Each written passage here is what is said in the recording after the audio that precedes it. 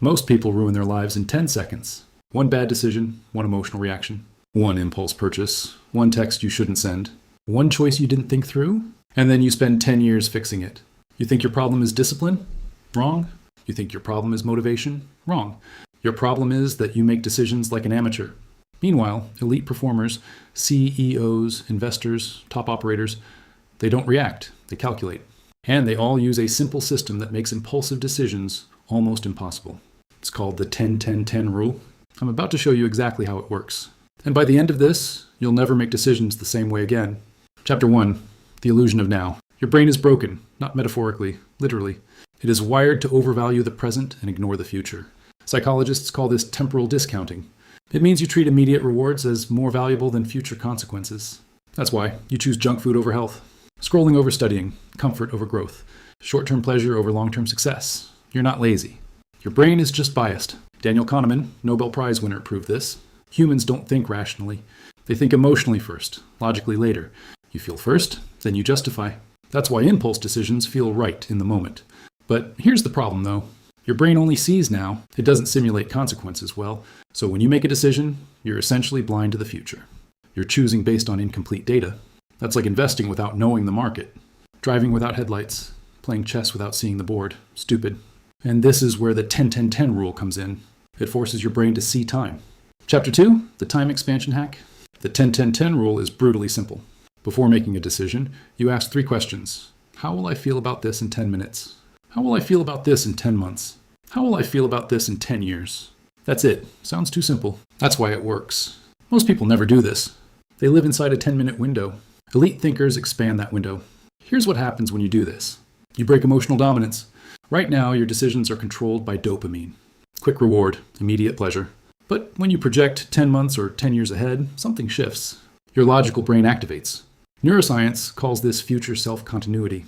When you vividly imagine your future self, your brain starts treating that version of you as real. Not abstract, real. And when that happens, your decisions change instantly. Let me show you.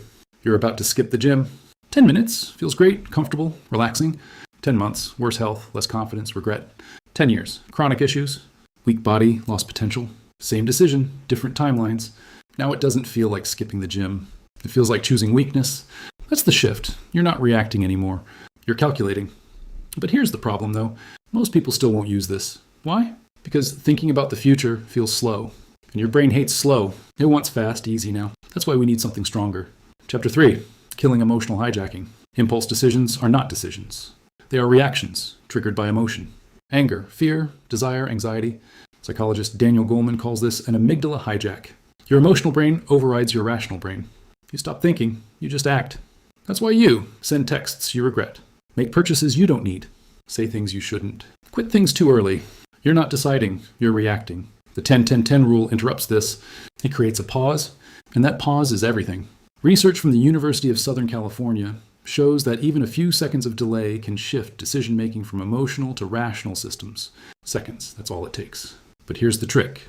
You don't just pause, you force perspective. When you ask the 10-10-10 questions, you're doing something powerful. You're stepping outside the moment. You're no longer inside the emotion, you're observing it. And once you can observe it, it loses control. That's the difference between amateurs and professionals. Amateurs feel and act. Professionals feel and analyze. Hit subscribe before you forget, because this next part is where most people fail. Chapter 4, the long-term identity shift. The 10-10-10 rule is not about decisions. It's about identity. Every decision you make is a vote, not for what you want, for who you become. James Clear talks about this in Identity-Based Habits. You're not just choosing actions. You're choosing identity. Let's apply the rule differently. Instead of asking, what will happen? Ask, who does this make me in 10 years? That changes everything. Example, you're about to procrastinate. 10 minutes, relief. 10 months, falling behind. 10 years, average life. But identity version, 10 minutes, I'm someone who avoids discomfort. 10 months, I'm someone who lacks discipline. 10 years, I'm someone who never reached potential. Now, it's not about the task, it's about identity. And humans will do almost anything to protect identity. That's why this works so well. It makes the cost personal, not abstract. But here's the problem, though. Even if you understand this, you'll still fail sometimes. Because your brain is lazy. It defaults to shortcuts. That's where the final piece comes in. Chapter 5, the automatic decision filter. Elite performers don't rely on willpower. They build systems. The 10-10-10 rule becomes powerful when it becomes automatic. Not something you remember, something you default to. Here's how to install it. Rule 1. Pre-decide your triggers. Identify situations where you make bad decisions. Late night scrolling, impulse spending, emotional arguments, skipping workouts. These are predictable. Your mistakes are not random, they're patterns. Rule 2. Attach the rule to the trigger. If I feel like skipping the gym, I run 10-10-10. If I want to buy something impulsively, I run 10-10-10. If I'm about to react emotionally, I run 10-10-10. Now it becomes automatic. Rule 3. Delay action. You don't decide immediately. You wait, even 2 minutes. That's enough to break the impulse loop. This is called implementation intention. Psychologist Peter Gollwitzer proved that pre-planned responses dramatically increase follow-through. You're not relying on motivation.